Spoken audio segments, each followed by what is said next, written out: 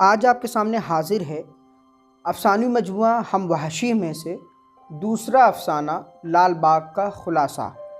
तो आइए शुरू करते हैं। कहानी का आगाज़ कुछ इस तरीके से है। कमलाकर के जबड़े बड़े मजबूत थे। कहानी का खुलासा।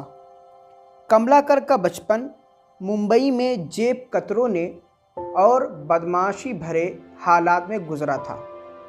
3 मरतबा जेल भी गया और फिर जब अफ़ीम का कारोबार शुरू किया तो मुंबई में पुलिस वाले और सबका वो दादा हो गया। फसाद के ज़माने में लालबाग के मुसलमानों को चुन चुन कर मारने लगा। कमलाकर का पाला हुआ गुंडा बोरकर ने उस बूढ़े मूंगफली फरोश सैदू को भी मार डाला, जिस बूढ़े के अखलाक और मूंगफली बेचने के तरीके से लालबाग के सभी हिंदू खुश थे। कमलाकर एक कश्मीरी जोड़े को भी मारा जो अपने किसी रिश्तेदार को ढूंढने मुंबई गए हुए थे। काबिले ज़िक्र किरदार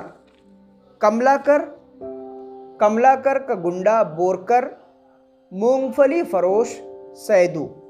तो इसी के साथ हमारा अफसाना मुकम्मल होता है और इंशाअल्लाह हम तीसरे अफसाने में मिलते हैं। अगर आपको ये वीडियो पसंद आए तो लाइक, शेयर और सब्सक्राइब ज़रूर करें।